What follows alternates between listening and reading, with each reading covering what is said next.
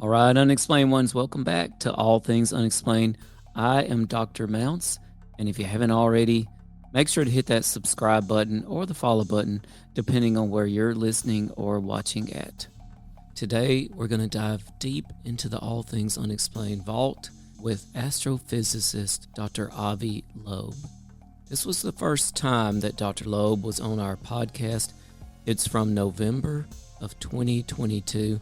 And for some reason, it ended up on our Facebook and basically got lost to the universe. Shortly after this podcast with Dr. Loeb, we switched our technology, and I only recently rediscovered this video. CJ and I chatted with Dr. Loeb for 2 hours, so sit back and enjoy our very first episode with Avi Loeb.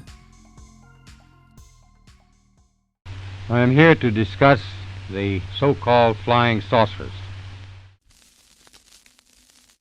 We know now that in the early years of the 20th century, this world was being watched closely by intelligences greater than man's. Did the CIA write Wind of Change by the Scorpions?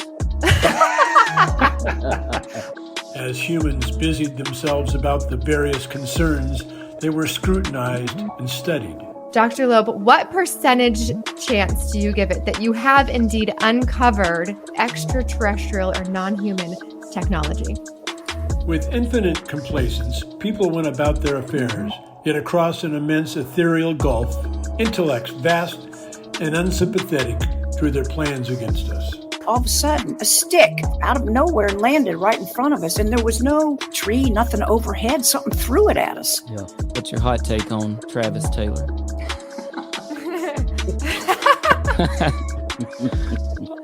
I've got an exclusive for you guys if you want it about the Alaska. We do. Okay. Dr. Taylor was revealed to be the chief scientist of the UAP task force with the Pentagon. All Things Unexplained. So some of that, I think, sir, will save for closed session. Hello, all you unexplained ones out there, wherever you are tuning in, somewhere in our universe. Thank you for joining us. We are so fortunate today. It is if everything we've talked about and researched on this show has culminated to this moment. We have Dr. Avi Loeb with us. He is the Frank B. Baird Junior Professor of Science and Institute Director at Harvard University. He's a best-selling author. He's written over 1,000 articles and essays. He is part of just about anything that has anything to do with astrophysics and searching extraterrestrial life currently, and also is a farm boy at his roots. And we are so thankful to have you here today, Avi. Thank you for joining us. It's a great pleasure to join you. Yes, I have been following you so much recently, and I cannot believe how many places you've been traveling to do speeches, how many people you've traveled to meet with in terms of astronauts and NASA itself, and then here you are here with us today. So thank you for making time for us in your busy schedule, and we'll just dive right into it. I should note that the highlight was a couple of weeks ago. I was in Vegas speaking in front of 800 women. And before I went there, I asked my wife whether she approves. And she said, go ahead, take an extra day. And then after that, I wrote, what happens in Vegas does not stay in Vegas, because we did talk about outer space. And that will be, the discussion topic of humanity, especially if we discover extraterrestrial. And I tried to explain when I got there to Vegas, I got into the elevator. There were a group of women attending the conference by the International Women's Forum. And I tried to explain that the session that I will be attending, Are We Alone?, has nothing to do with a dating app. It's has to do with the future of humanity. But what a great dating app that would be. Are we alone? I love it, though, because, Avi, one of my favorite quotes from your book, and I don't want to jump too far ahead here. I'm not trying to do that, but you said, what happens in the event horizon stays in the event horizon. Well, yeah, I mean, a black hole is the ultimate prison. And I mean, even light cannot escape from it. And it's possible that there is a black hole even in the solar system, if, for example, the dark matter is made of black holes. But I once, at a conference, I recommended to people who work on unifying quantum mechanics and gravity. These are called string theories. I advised them that if they want to test their theory, they should probably enter a black hole nearby and see what happens near the singularity. And one of them shouted from the back of the room, he said, you must have an ulterior motive to send the string theorists into a black hole. That's great. So, I mean, that's one of the things about you. I think that you can connect with individuals who maybe aren't necessarily super science minded, but you have this ability to explain astrophysics in a childlike manner. I hate to say childlike, but truly you do.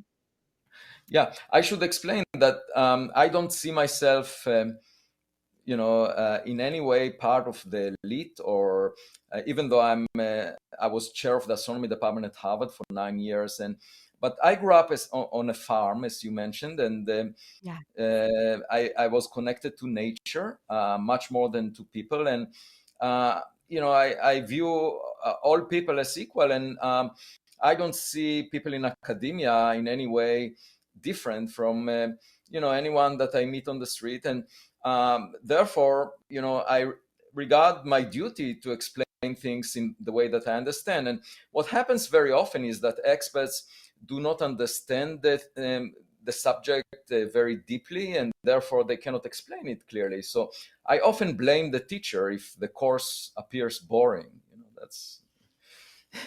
Well, I am certain that your courses would not appear boring. You have made everything really fun, and truly, as somebody that's I am interested in astrophysics and what lies beyond what we can see. But I don't have that background in physics or what have you. So I've really enjoyed reading a lot of what you have done. And my goodness, you're a prolific writer. I mean, you have this website, avi-loeb.medium.com.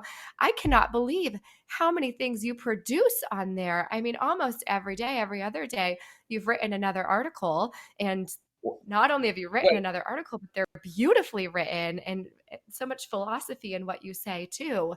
It's very, very impressive. The reason is, well, first of all, I try to maintain a healthy lifestyle. I jog every sunrise, every morning at sunrise, and I try to eat with care as to what I put in my mouth. And so I maintain a healthy lifestyle that keeps me sort of healthy. And the other thing is that physics and science was an arranged marriage for me. It was not my true love. I was mostly interested in philosophy, the deepest questions. And because I was born in Israel and I had to serve in the military, that's obligatory, I preferred to study physics, which was an option in the special program that I was recruited to. And as a result, I became a physicist and astronomer, but that was not my initial inclination. And it was a surprise to me that I ended up in leadership positions of the astronomy community, even though I feel that I'm quite different than others in my profession, because most practitioners end up focusing on a niche, and they do not explain very clearly to the general public what they are doing. And I belong to the general public. I was just I arrived into science by circumstances. I eventually realized that this arranged marriage is to my true love, because there are some fundamental questions that we can address using the scientific method, and that's what I'm trying to do. But I'm still focused on philosophy very much in the way that I think about problems. Yes. Well, and what a beautiful, like you said, arranged marriage that it is, because from reading about you, you grew up pondering the big questions in life, and now you're in a position where you get to try and answer them, which I think most of us are just left pondering, right? Like, oh, well, it's I think science is a privilege of maintaining our childhood curiosity. So if you want to have a good model of me, the way I think, just think of a child, because I'm not afraid of making mistakes, of taking risks. I don't really care about what other people think. I don't care how many likes I get on Twitter. And that's pretty much the way a child operates. Only as we become adults, so to speak, we start worrying about our image. We put makeup. When I first dated my wife, I said, take off the makeup. I don't need it. And as a scientist, I really enjoy looking at the pimples of reality. I don't expect reality. I don't expect it to conform with what we wish it to be. A lot of people are disappointed by reality, are frustrated. That's why they go to the metaverse. They put goggles on their head, or they take some recreational drugs to escape from reality.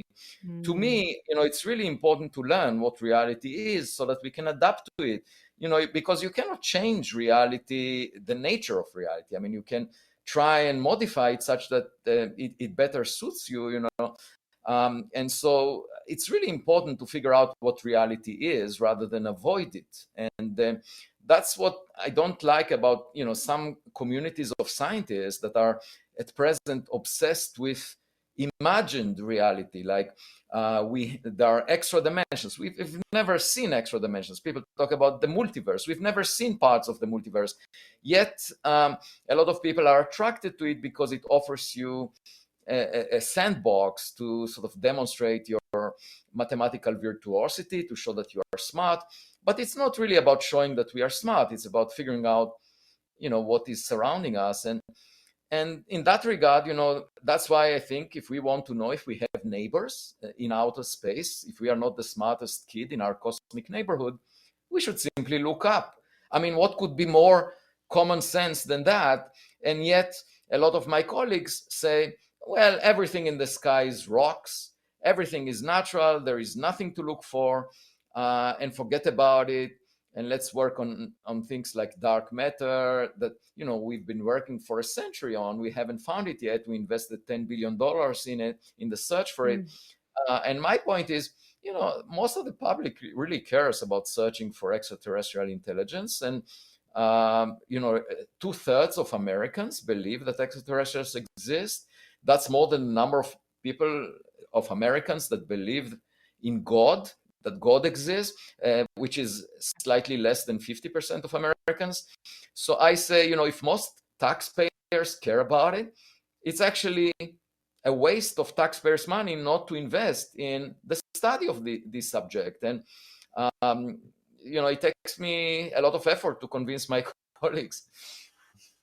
Yeah, I bet it does. And like you said, you've become, or at least at some point in time, you became a bit of a black sheep in the community because you were looking at different things that other people were not looking into. But you talk a lot about your research in your book, which I have here. Can you see it? Extraterrestrial, which, by the way, I love this cover. I think it's so beautiful. And it is a little bit of an autobiography about you.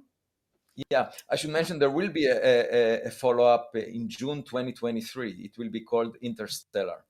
Please go ahead. That's wonderful. And talk about synchronicity, because the movie Interstellar, which, take it for what it is, that was the first time I think in my life that I became super interested in astrophysics. My mind was blown watching some of the things in that movie. So that's lovely. But this book is fantastic.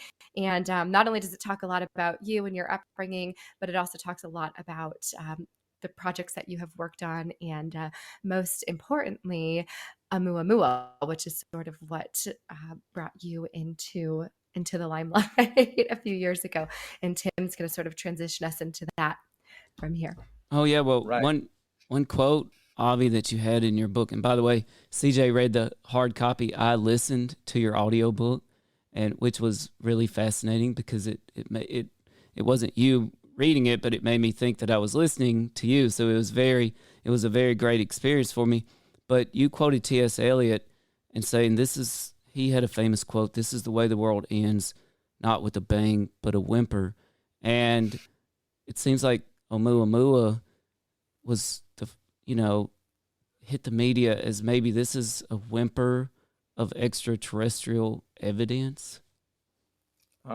Well, you have to think about what we did so far, because that's the best we can imagine. We sent 5 probes to interstellar space, okay? And they were Voyager 1, Voyager 2, Pioneer 10, Pioneer 11, and new horizons, they will exit the solar system. It will take them tens of thousands of years to do so. But eventually they will, and that's a very short time compared to the age of the Milky Way galaxy, which is 10 billion years. So the point is, the sun is a relative late bloomer, and most stars formed 10 billion years ago. The sun formed 4.6 billion years ago. So, it's quite likely that if the technological clock started ticking on near other stars earlier, a few billion years before ours, then they sent probes that by now, could have reached us, because with chemical propulsion, you can traverse the Milky Way galaxy in 500 million years. So plenty of time left for those probes to go across the entire Milky Way galaxy. Now, all of the probes that we send will be completely dysfunctional in a billion years. They will not work anymore, and they will be space trash. And if they pass through another planetary system like the solar system, they would look unusual. Many astronomers there will argue that they must be rocks of a type that we've never seen before. And maybe one astronomer will say, well, maybe it's artificial in origin, and everyone will push back on that. But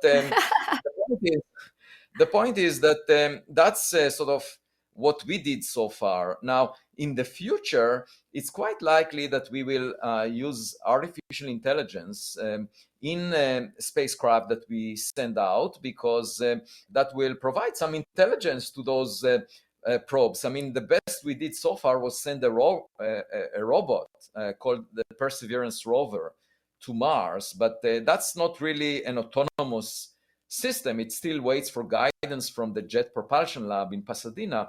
So in the more distant future, let's say a decade from now, we'll start sending equipment that is intelligent. It may even be sentient by that time, in a decade, because we will have sentient AI systems. And if you think about other civilizations that may have done that billions of years ago, that we can find another type of instruments near us, probes that came from far away, that are also intelligent, that are functional, and that were designed so that they will survive the journey across interstellar space. And the question is not philosophical as to whether they are near us. It's a simple matter for us to check, and we should not have any prejudice. And so Oumuamua was the first interstellar object reported in 2017 by a telescope in Hawaii, and everyone expected it to be a rock, but it didn't look like a rock that is familiar to us. It didn't look like an asteroid, because it had a very extreme shape, most likely flat, and the amount of sunlight reflected from it changed by a factor of 10 as it was tumbling.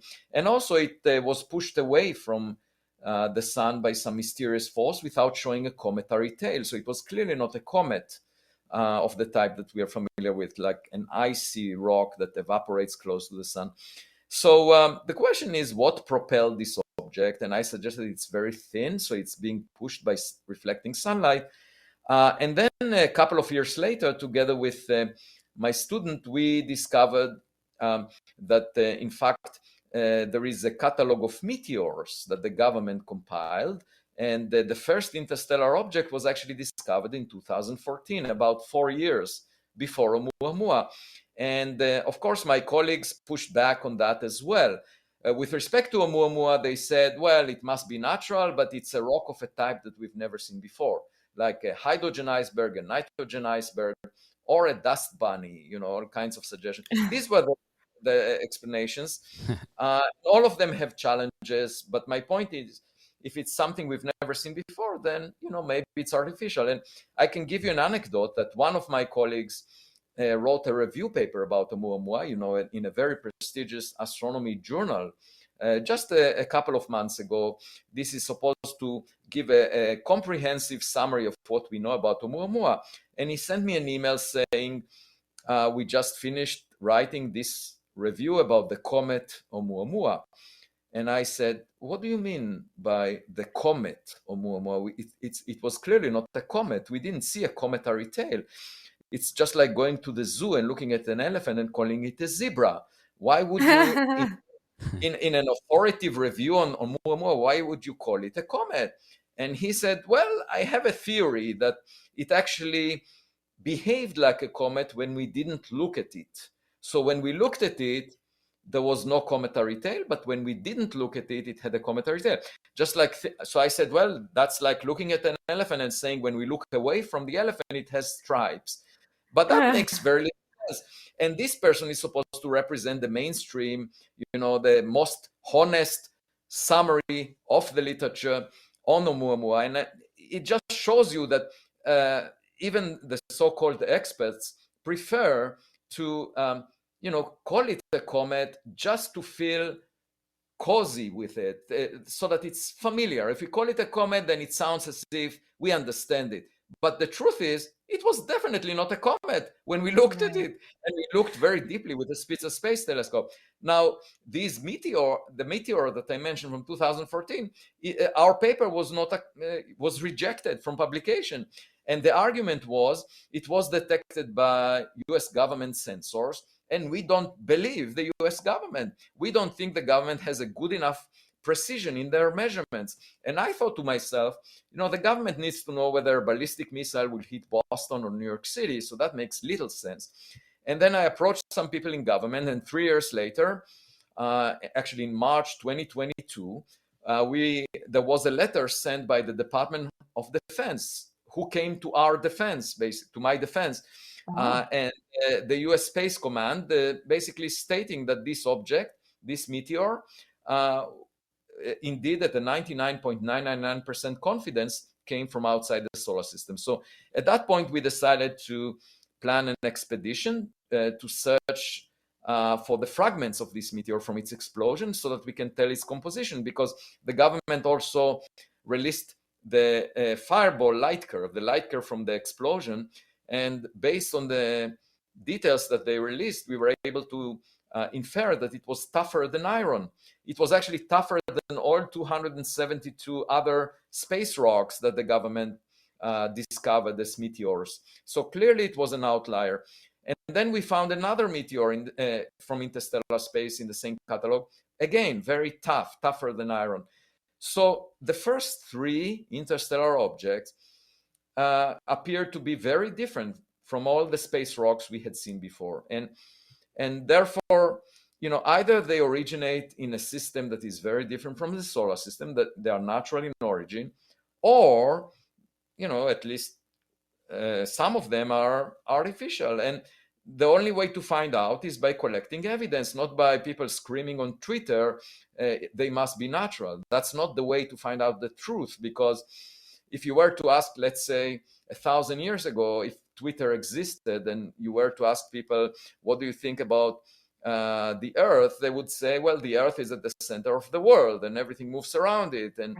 And they would just ridicule anyone saying otherwise. But it's not a matter of popular opinion. It's reality is whatever it is. We know now that Mars doesn't move around the Earth, that the sun doesn't move around the Earth, because we have spacecraft that look at the system from a distance, and we can tell. So the same is true about anything like the nature of Oumuamua. If it was a dust bunny, we would never be able to land on it. Okay, so if we send a space mission, we could figure out by coming close to the object and trying to land on it, whether it's a dust bunny, in which case we'll just go through it, whether it's a nitrogen or hydrogen iceberg, or it has screws and bolts on it, and it looks artificial. So I think we just need more evidence but the situation is intriguing enough for us to collect that evidence. And this is the first decade. That's the surprising thing. It's the first decade where we have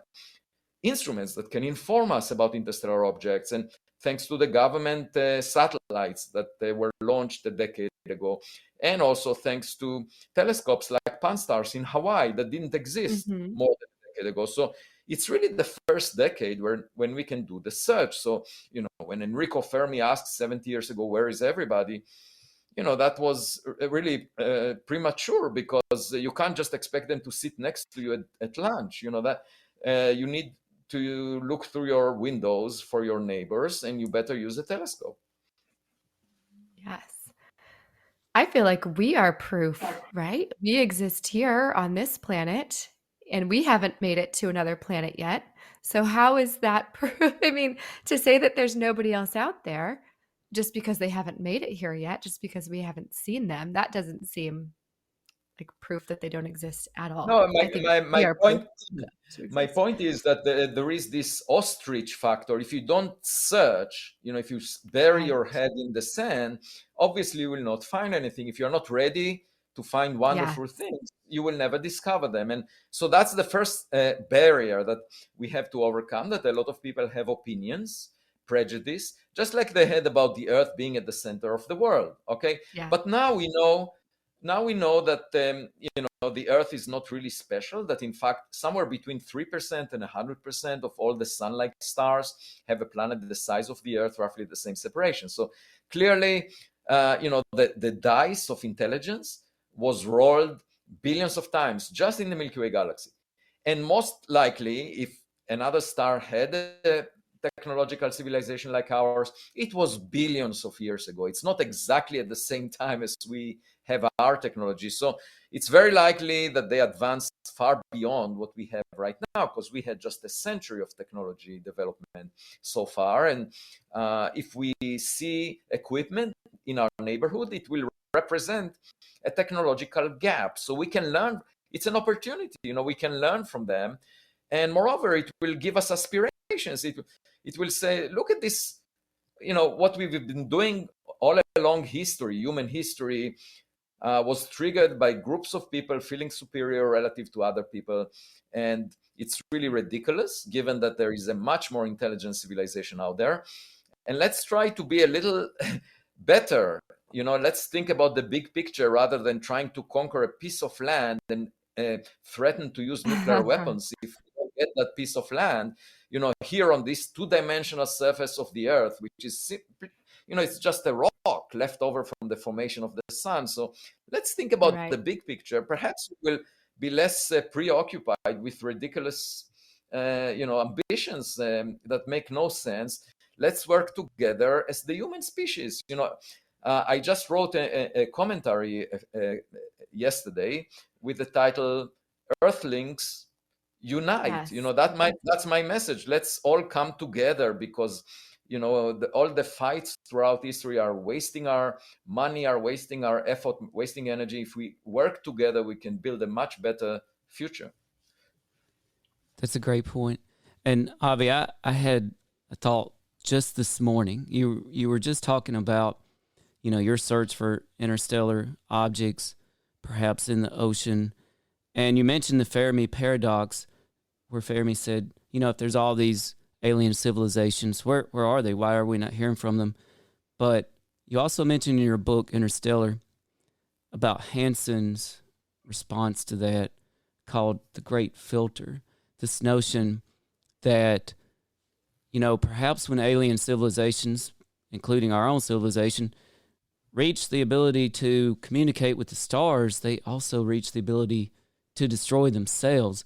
And I had this thought that, CJ and I actually live in North Carolina, and there are portions of our beach here on the coastline that have unexploded ordnance off the coastline. Are you, and I've heard other figures talk about, well, if we were to discover UFOs, they would be actually really afraid to tinker with it, because it would be sort of like sending a nuclear bomb back to the caveman. Yeah, they could tinker with it, but they would probably all kill themselves, right? Are you worried about what you might find in the ocean? No, I'm not worried at all. You see, because our technological development was just started about 100 years ago. If you think about it, quantum mechanics was discovered just a century ago. And all of the gadgets that we have, like computers, cell phones, and so forth, are based on our understanding of quantum mechanics. Okay, so it's just 1 century out of the age of the Earth, which is 4.6 billion years. It's one part in almost 100 million. And so it's a very short phase relative to the history, the entire lifespan of the Earth. And the chance of them being exactly at our technological phase is really small. It's most likely that they are far more advanced. Of course, there are also primitive civilizations out there that represent our past. The human species started a few million years ago, but to find those, the primitive ones, we have to board a spaceship, get to their planet, and land on it, and start searching through the trees for those primitive ones, and that's a lot of work. So it makes much more sense to wait for those that are much more advanced than us to reach us rather than go there. And it's quite likely that if we find any gadget, that it would represent our future, that it would represent technological advances that we cannot imagine, that would look magical to us. And for the reason that, if you have an ant colony on the sidewalk, and a biker passes by, for the same reason that, it doesn't really matter what the ants are doing. The biker is not really communicating with the ants. Maybe the biker might be curious and look down at them, but it's not as if there is an existential threat to the biker from the ants. So I think because we are likely to find something far more advanced than we are, we shouldn't be worried that anything we do will threaten that device or whatever it is, because it doesn't see us as equals. Okay, and the best we can hope is to learn from it. So I'm not worried about it at all. There are people like Stephen Hawking that were very worried about us trying to reach out and signal our existence. I'm not worried about that. And there is a good reason for that, because I think those civilizations that are militant and aggressive, just look on Earth, those cultures that were very brutal and aggressive and got into wars, they were eventually eliminated, because eventually you fight a war in which you lose.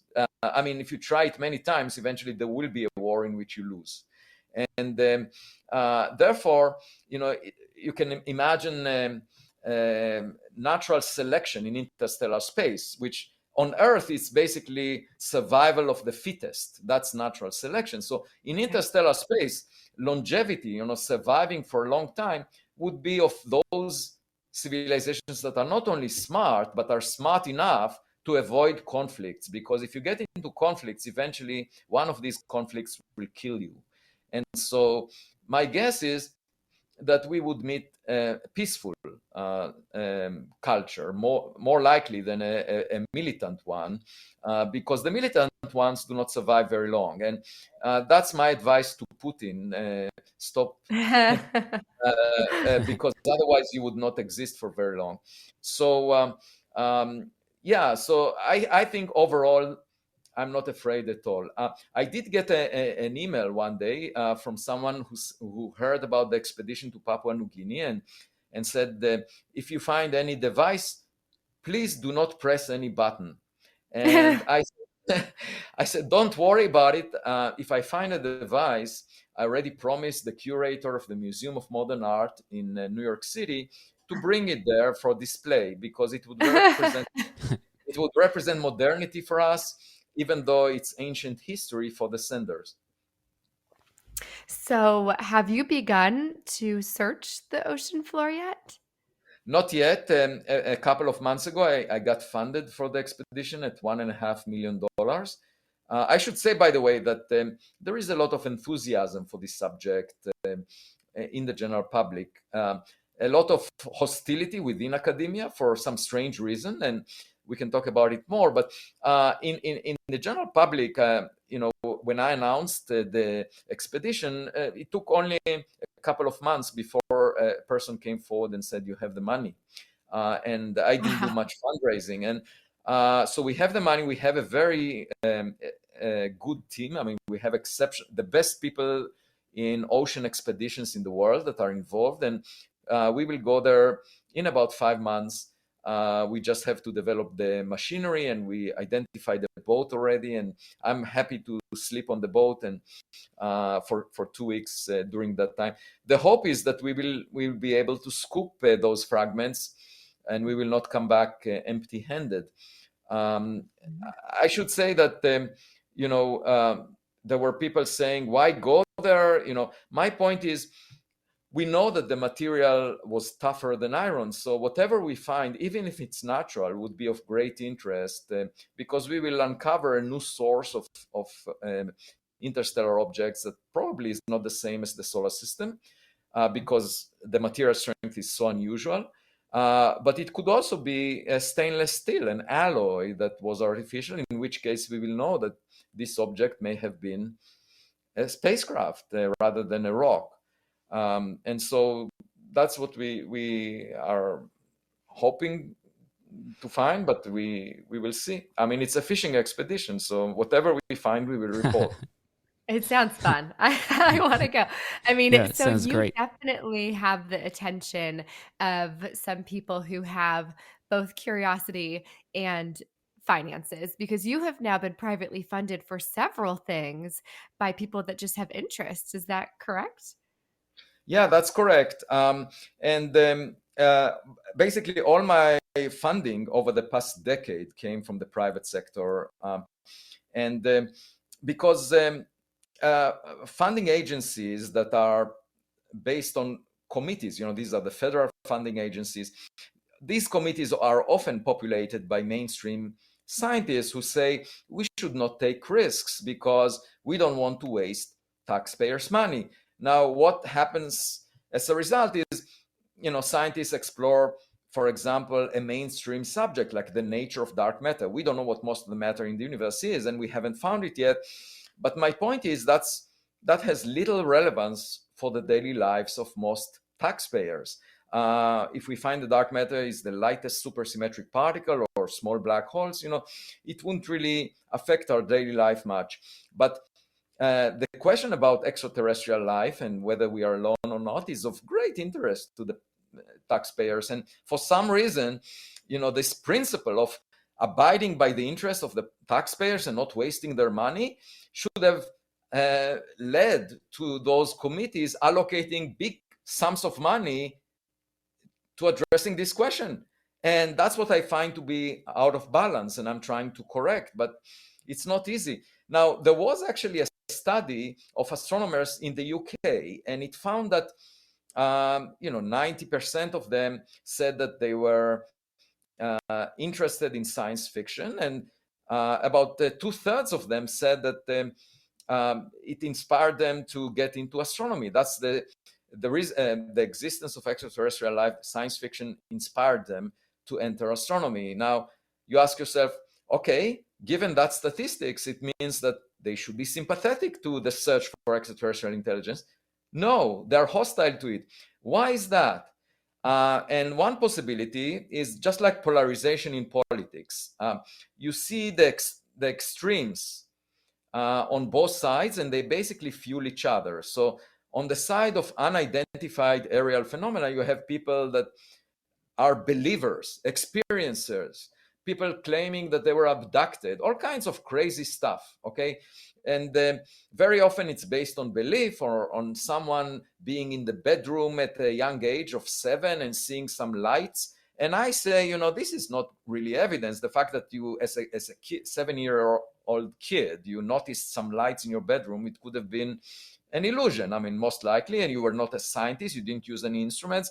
So why should we be convinced by that? But anyway, there are these believers, advocates that are not basing their statements on any rigorous scientific thinking or evidence. And they are sort of like the extreme of the other side that the scientists feel very uncomfortable siding with, and they say, we don't want anything to do with these people. Therefore, we don't want to even mention the subject of extraterrestrial intelligence. We don't want to fund it. Right. We don't want anything to do with it, which is pretty much the psychology, even though they are intrigued by the question. So I say, just like in politics, the middle ground makes most common sense. And in the case of science, is collecting evidence, trying to make progress in our knowledge, rather than be intimidated by the extremes.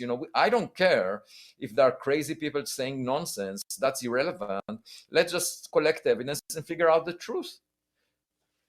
Yes, definitely a stigma that has been placed on UFOs in the past. But Right. one thing that Tim and I have researched so much since we started this show is you, as we call them, UAPs now.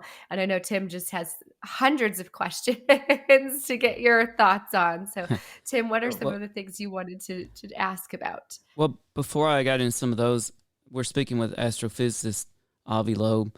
Avi, in your book Extraterrestrial, you propose Extraterrestrial, right? Which is a fantastic book. Find it on Amazon. Buy it. It's really unbelievable. You proposed a new branch of science which you called astroarchaeology. Well, I wonder if the history books in our future, much like the Vikings, Magellan, Columbus, are our future history books going to have Avi Loeb, going down it? Are we looking at the first great expeditions of astroarchaeology? Ooh. Yeah, well, that's what I'm trying to promote. We've been searching for radio signals in the past, which is, waiting for a phone call. That's a method pioneered by Frank Drake, who passed away just a couple of months ago. And unfortunately, it may not be the best way to find extraterrestrial intelligence because they may not be around anymore. They died by now. The sun will basically boil off all the oceans on Earth within 1 billion years. So if most stars formed 5 billion years before the sun, they boiled off all oceans on their habitable planets by now. And there is no intelligent life on those planets anymore. So my point is, we should be, instead of searching for a phone call, waiting for a phone call, we should be searching our mailbox for any packages that were delivered, accumulated over time. And that's a very different method. Going out to the backyard and looking in your mailbox whether you have any packages is a very different method than sitting at home and waiting for a phone call.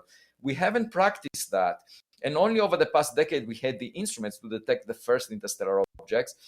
And it may well be that Oumuamua was a love letter that has a message for our salvation, and we missed it. And that's a bit tragic.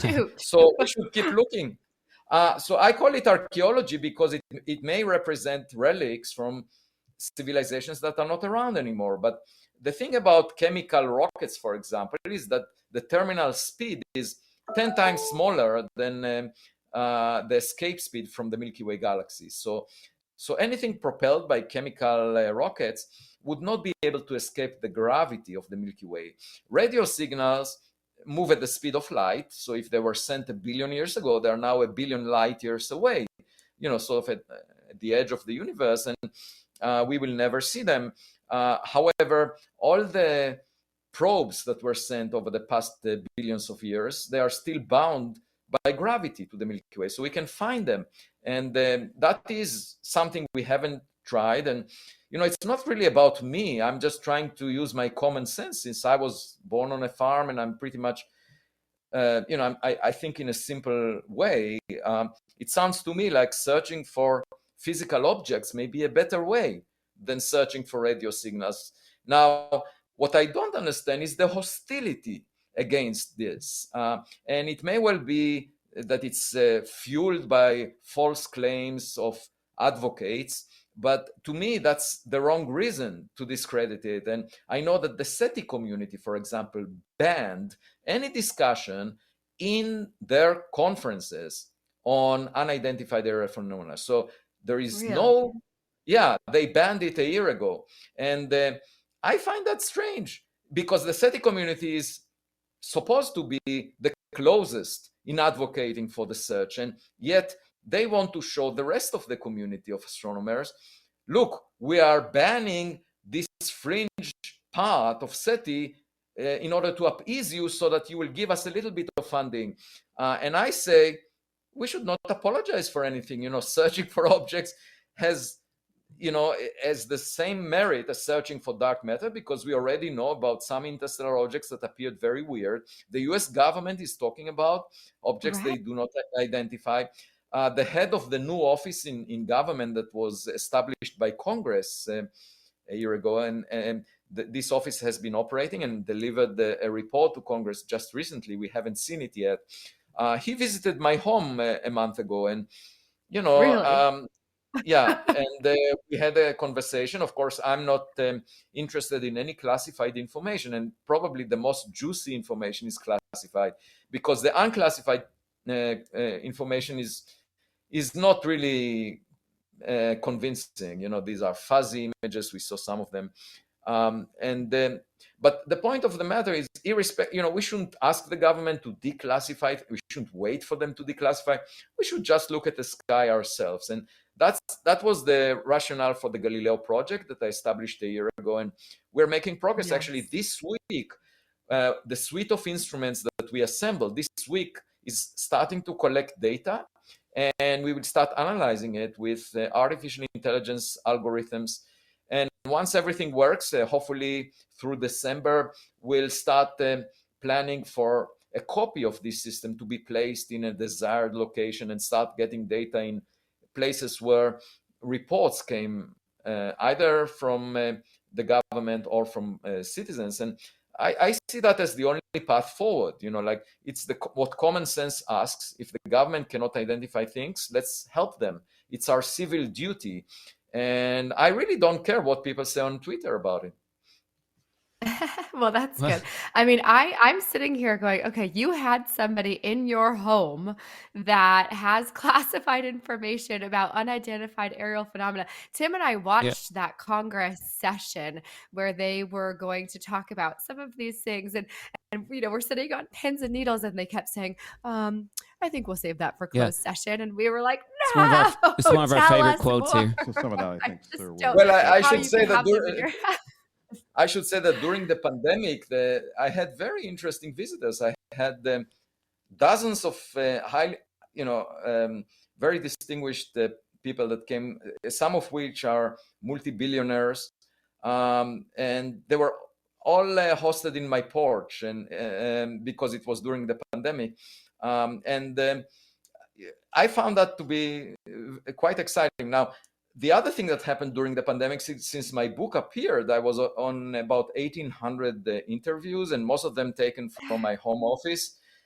So I'm just coming out to the world now. And over the past 2 weeks, for example, I was in Vegas, as I mentioned, and for the International Women's Forum, and after that the podcast, and in LA the following day, and then this weekend I was in a summit in Palm Desert, and after that the public lecture. And so in all of these events, young people approach me and say, "Can we have a selfie with you?" And I find that surprising, because they basically know.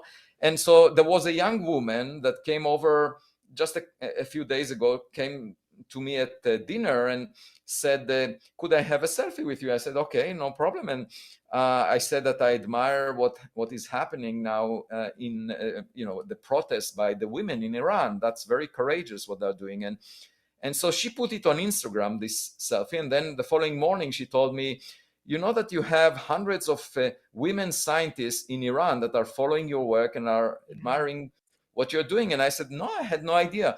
So I basically recorded a video for her in which I made a public statement about my support for the women of Iran. And altogether, I find it surprising that people know about me, because it seems like people are following it. I was at home most of the pandemic. Yes. Well, it's charming that you don't know how popular you are, because you are very popular. Just one quick search on the internet and it's like never ending information about yourself. So that's impressive. But one thing that Tim and I discussed is you seem very connected to, or at the very least sought out by, people who have these positions of power that are looking into UAPs. You recently were in DC with the pilot, I believe, and astronaut Scott Kelly, and clearly they all believe that you know something, or at least have the intelligence to get them closer to what they want to know. Can you tell us a little bit more about your meeting in DC that you had recently? Yeah, so I never manipulate people. I was chair of the astronomy department at Harvard for 9 years, and the only reason that I was the longest serving chair is because people believed everything I say. What you see is what you get. And nobody suspects me as a political figure that tries to manipulate people. Okay, so in a way that helps a lot because you have the trust of people. And so I went to DC to present in the first meeting of this study that NASA established, because actually a year earlier, I wrote to NASA and suggested such a study as soon as I heard Bill Nelson, after the report was delivered to Congress, that back in June 2021, that he said that scientists should get engaged and help the government. And I said, I'm happy to make you happy, basically, to Bill. And then I attended the forum in the Washington National Cathedral where Bill Nelson was, and Avril Haines, she was sitting next to me, the director of national intelligence, and Jeff Bezos. And at some point, Jeff Bezos was talking about going to, bringing people to space with Blue Origin, and saying that he was inspired to establish this space company as a result of watching Star Trek as a kid. And I whispered to Avril, and I said, I was never impressed by Star Trek because the storyline violates the laws of physics, so I cannot really enjoy that. And she said, we have to work on you, Avi. And so that was... so basically what I told the NASA study is, what we are planning to do with the Galileo project, which is to collect data and make it open and report about it in scientific publications. And I described the instruments that we'll be using. And this study is supposed to report back in June 2023 to NASA headquarters and basically advise NASA whether how much money and to invest in this line of research and what to do with it. And the point is the Galileo project is already doing that. Okay, so it's not as if we depend on them. It's a good thing that NASA shows interest. I salute that. But it will take them at least 2 years before the money is delivered to research groups. And so we are already doing it based on private funding. And so I'm happy that it's happening, but it doesn't in any way postpone the research until the decision is made by the study, because we're already doing it. Yeah, that's one of the perplexing things that we've found about the NASA study is their disclosure that we're spending $100,000 on this, and that just seemed like a very minuscule drop in the bucket. Like, what are they possibly hoping to accomplish with just $100,000, or are we missing something there? Yeah, I mean, the study was just of it's a committee that is supposed to recommend. It's not a committee that is doing any research, and they will be studying only the unclassified information, which, as I said, is much less impressive probably than the classified portion. And I say that without seeing it. I say that because high-level officials who saw the classified data said that it's quite intriguing. In fact, Bill Nelson said that the hair in the back of his neck stood up when he saw it. I don't know what that means. I've never, to figure out what it means, I need to see when does the hair on the back of Bill Nelson stands up by showing him different videos. So I don't know what to make of it. But there were others, there were presidents and other high-level officials that talked about it. And it sounds to me like that there is very intriguing data, but the government is not a scientific organization. So we cannot ask them to do the scientific research for us. We cannot ask them to declassify data because it will reveal the nature of classified sensors that the government is using, and that will compromise national security interests, right? So these sensors are used to defend the US, and we don't want adversaries to be aware of their quality. So obviously, they will not release the data, even if the sky is not classified. We can look at objects. So we need to do the work ourselves rather than, sitting back, relaxing, and saying, let's wait until the government will give us all the information. I don't want them to give us the classified data because it will compromise national security interests. I just want to get the data with unclassified sensors, which make a lot of sense. And because the sky is not classified, the sky is something astronomers are studying all the time. Let me ask you really quickly. If they approached you and said, Avi, we need somebody. We need a scientist to come and work for us and take a look at this classified information. Would you do it? I would look at any information that advances our knowledge. Now, because I want to find the answer, you see. I don't want to compromise national security interests of the US. But if there is something out there, and it's already evident in some existing data, we should be able to see it again, okay, with unclassified. Like we should be able to see it with instruments that are not classified, and then it will be open data. So the question is, what is out there? And we just started with the Galileo project, so I don't know the answer. I would be, I'm very curious to know what's out there. And if the government already knows, that would be amazing. Now, I should say that the person who visited me said, I have an obligation that if I see something, of extraterrestrial origin, I will have to report to the US president.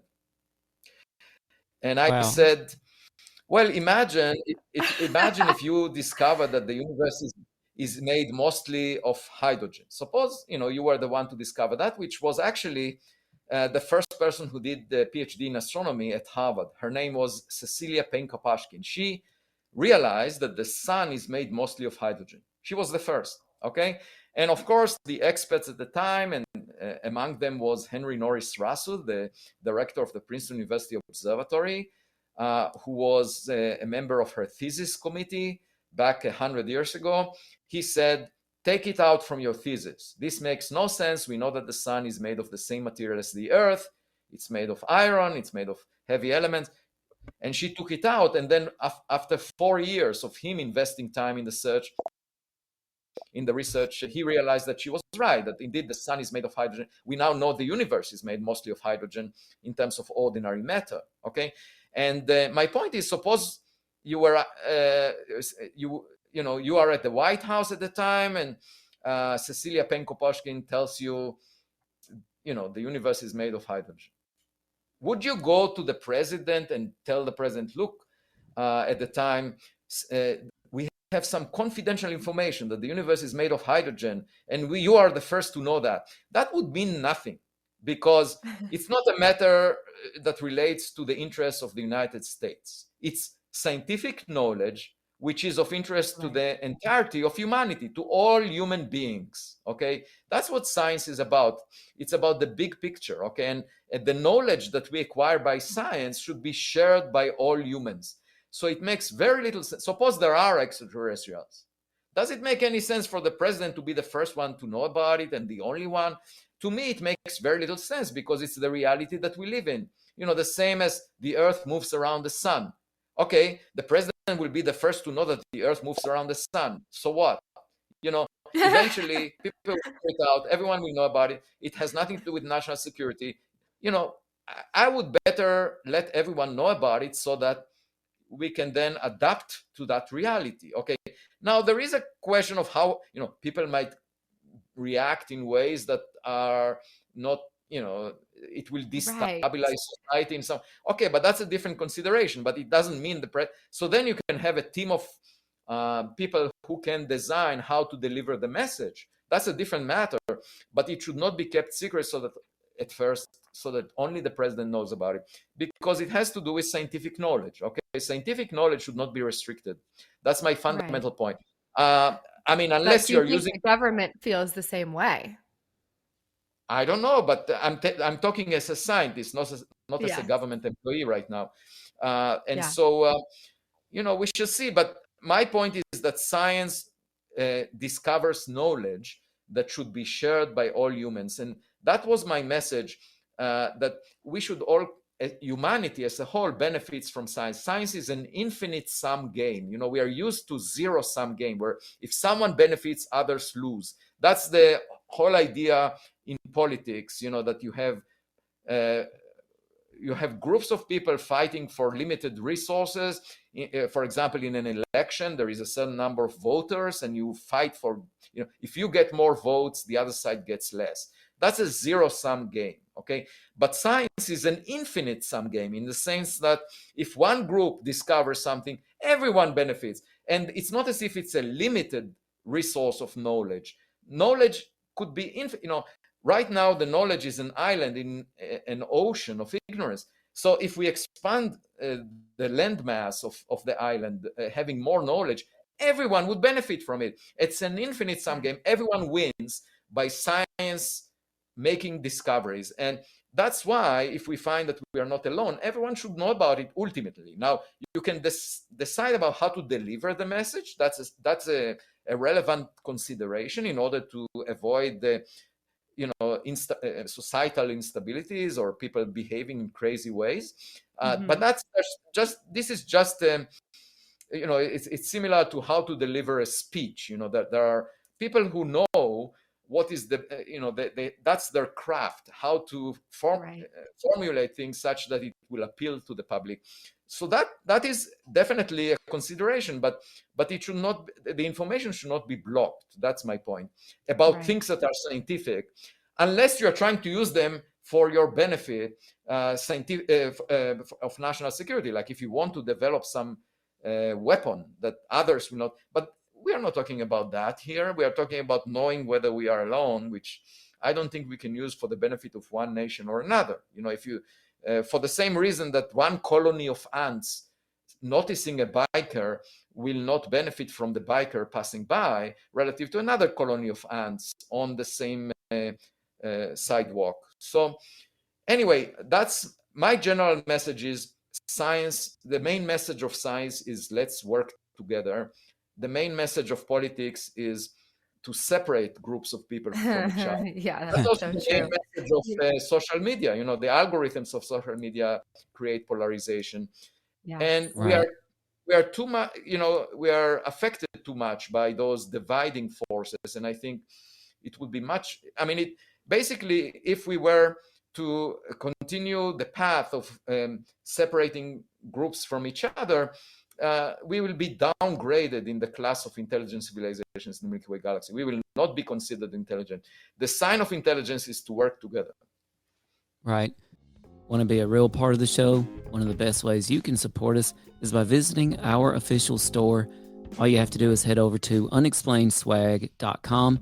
There you can pick up podcast t-shirts, podcast hoodies, coffee mugs, and lots more, including our best-selling UFO t-shirt and UAP t-shirt. Just head over to unexplainedswag.com.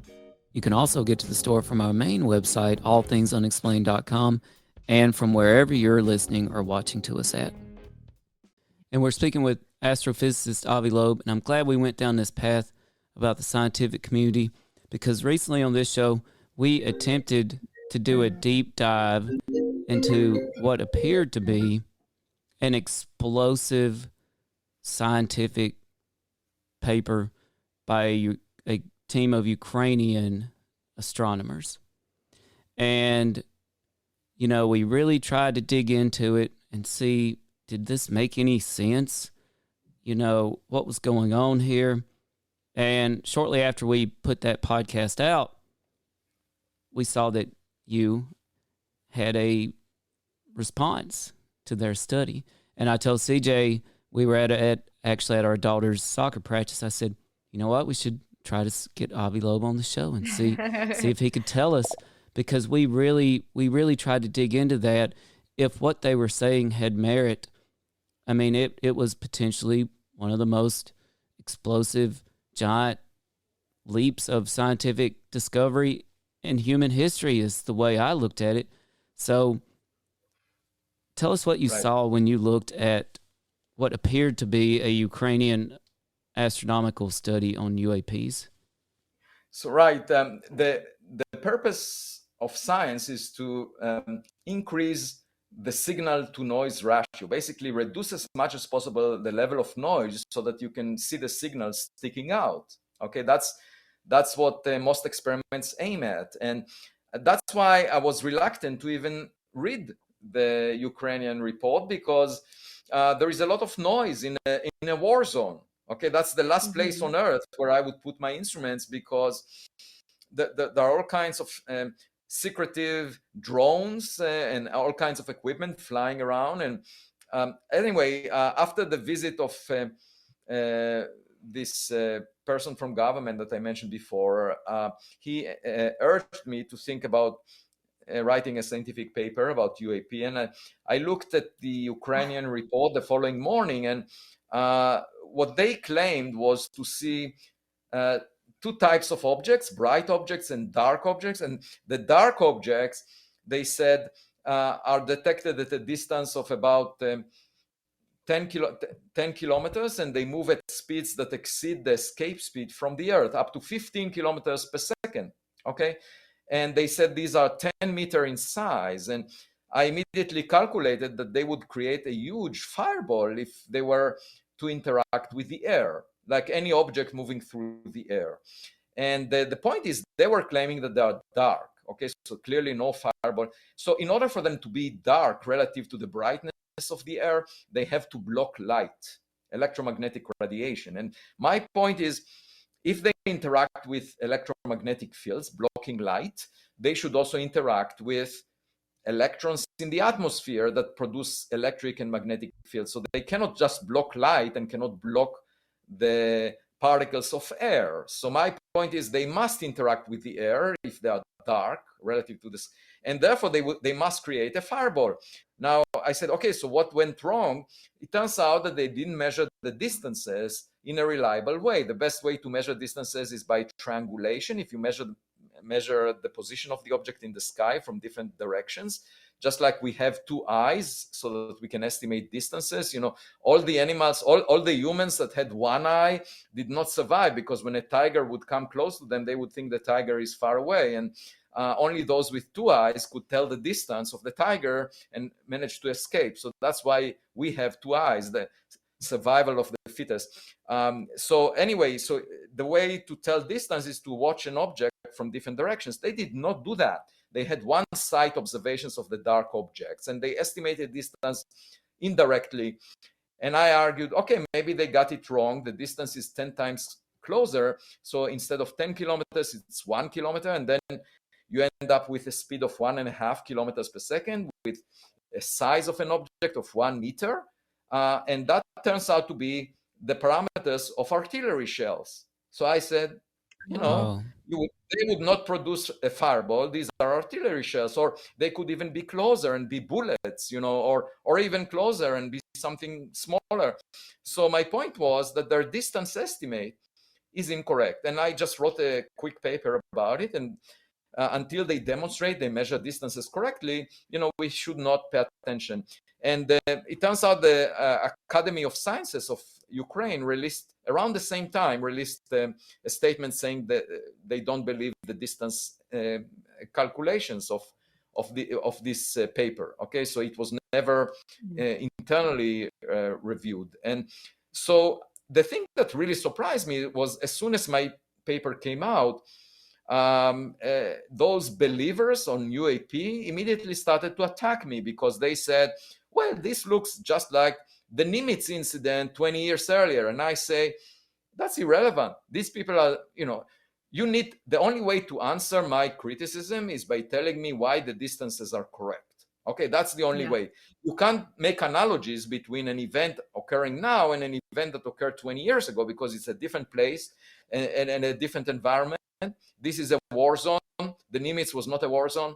So in order to eliminate all the possible objects that are flying around, such as drones, artillery shells, bullets, in order to eliminate them from being possible contributors to what these people reported, you have to tell me why the distance estimate is correct. And that's the only way to, but it showed to me that, by trying to maintain common sense, I get attacked from both directions.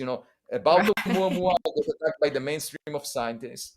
And about the Ukrainian report, I get attacked by those believers that are not really paying attention to scientific details. And that shows to me why it's so difficult to maintain common sense in the current environment, that is very polarized on any subject. But I don't care about both extremes. I think, we should follow the scientific method and figure it out. Right. And, I think it's just like you say in your book, Extraterrestrial, you say science at its core demands humility, and that the proper response to this is wonder and following the data. So I think it's very much like that. You're just following the data, and I think it's okay to pursue something, but you have to be humble and see that you could be wrong. But I have to ask you, which is pretty much the approach of a kid. That's the way kids learn. Right. And sometimes they make mistakes. They bump into objects, they get bruised. So you have to be ready for making mistakes. But the point is, if you think you know the answer in advance, for example, a colleague of mine, after a lecture about Oumuamua, when we left the room, he said, Oumuamua is so weird, I wish it never existed. And it shows that experts would much rather, see everything conform with their past knowledge. And when there is something unusual showing up, they refuse to consider possibilities. And that's really unfortunate, because science should be fun. It should be discovering new things.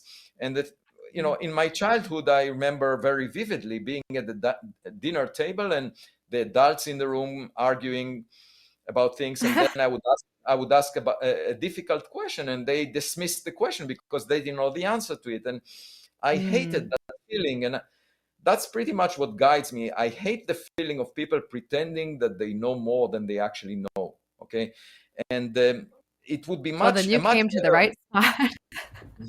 Yeah, I mean, we don't pretend to know anything. I wrote an essay a week ago saying that the biggest privilege of being a scientist is that when you are asked a question, you are allowed to say, I don't know.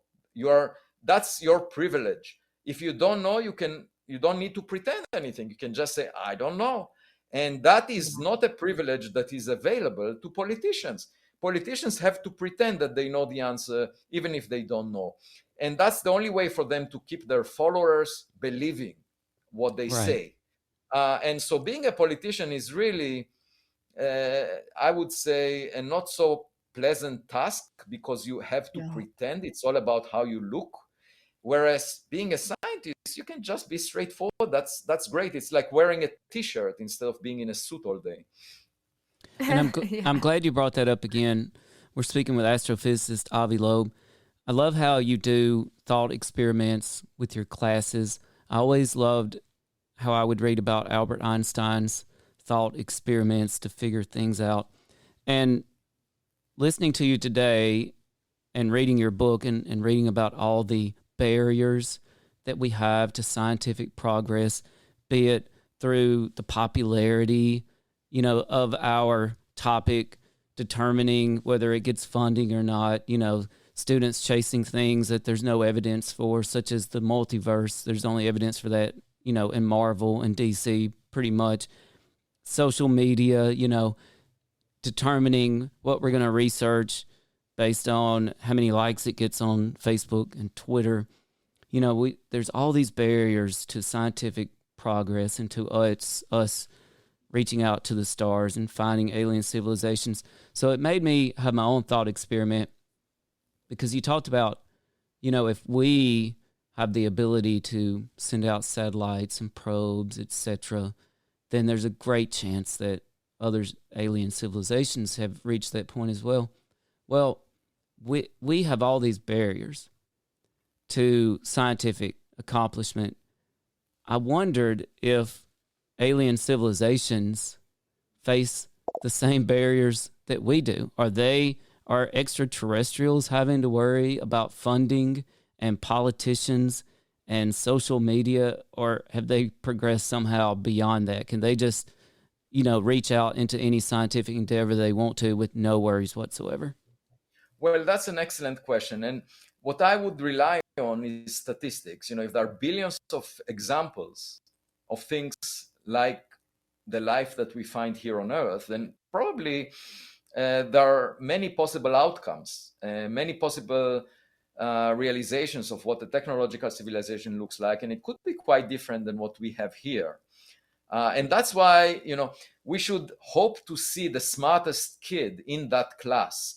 I mean, there are many students, And to my students at Harvard, when on the first day of class, I usually say that half of you are below the median, because that's in statistics, the median is defined such that half of the class is below it for every class. But the students at Harvard, they all think that they're the smartest, so they find it very depressing to hear that. But my point is there must be a large distribution of possible histories that was realized, because the dice was rolled billions of times. And so, and maybe on a given planet, it was rolled multiple times. We don't have evidence that there was an intelligent civilization before us on Earth, but on other planets, it may have come and gone, and so the point is that everything was realized, but we should seek the most intelligent student. And it's very likely that the most intelligent is the one that survived the longest, and that sent the most number of probes that were self-replicating. So by now they populate everywhere. You can have self-replicating probes by having 3D printers that once it lands on a planet, it reproduces copies of itself. And in that way, you can exponentiate the population. And it's sort of like biological creatures that multiply over time. And that could be the reality that we live in. But then you will be dominated by the most successful student in the class. And I think that's the most interesting one to learn from, rather than those classes, all those students below the median. And we might be somewhere in the middle. So that's why we can learn a lot by studying it. And that's why a sense of humility is in place. We shouldn't assume, because, the cosmic play started 13.8 billion years ago. And we just arrived at the end in the last few million years. And we are not at the center of the stage. So clearly the play is not about us. And the only way to find out what it's about is to find other actors who have been around for longer. And these are all general principles that teach us humility, that basically say, let's learn from nature. Nature is our teacher, by looking up, by investing in the search for interstellar objects that may look unusual, search of unidentified objects near Earth. Let's just figure out what they are. If all of them turn out to be natural objects like birds, insects, or human-made objects like drones, airplanes, satellites, so be it. But we need to look before we make a judgment. Whereas until recently, it was all about making a judgment and ridiculing the subject. And I just think it's inappropriate given the importance of this question. Right. Yeah. And, I find this something very frustrating, and that is there seems to be this source of disinformation coming from somewhere. Recently in the New York Times, they had an anonymous source quoted as saying, well, these Pentagon sightings, the report, it's mostly going to be Chinese drones, and it's mostly going to be space junk and weather balloons. We've been hearing about weather balloons since Roswell, New Mexico. Yeah, but they are missing an important point. Okay, it may well be a mixed bag, and I don't care if it's 50% Chinese, 20%, Russian, whatever. The point is, even if there is one object, just one out of hundreds, right, which happens to be extraterrestrial in origin, that's what we are trying to find. Okay, and that would make a huge impact on the future of humanity. So it's not about all of them. It's not about most of them. It's not even about 10% of them. It's about one object. And unless we check all the objects and verify there is nothing, out of hundreds of cases, we should keep looking. And that's the point they're missing. So just, it's just like going to the beach. Most of the time you find rocks and seashells that are naturally produced, but every now and then you see a plastic bottle. So you might say, okay, I go to the beach and I see all these rocks, therefore there is nothing out there. I say, no, just walk another mile. If you see a plastic bottle, you know that there is a civilization out there. So we should keep searching. And once you see one plastic bottle, that's enough. I mean, I don't care how many rocks you've seen along the way. Yeah. That is such a great point that you make. But I do believe that the government is starting to believe, or has believed, and is just now sort of disseminating that information. But this person that came to your house, Are they on the UAP task force for the government? No, that person is the head of that. Is the head of the UAP task force. So some of that, I think, sir, will. And they have asked you to do a report on UAPs. I mean, no, we were just we had a casual conversation, and he just said that it would be nice to write a scientific paper on the subject. And then I looked at the Ukrainian report and I wrote about that. But it's not as if he asked me to do something specifically, but it was a very pleasant conversation, I must say. And I just talked about what the plans are for the Galileo project, and but as I said, there are lots of people that come to me and speak with me, and some of these have to do with the media. Just over the past week, I got 2 requests from major journals to do a profile and so forth. And also there is a documentary that was approved for production, and so. But all of this is sort of in the background, and what really matters is the data that we will collect. That's really what's most important. Yes. Just an anecdote that at some point someone tweeted that he said, my wife has a new crush on a scientist called Avi Loeb that she watched on television. She thinks that he's much sexier than Anthony Fauci.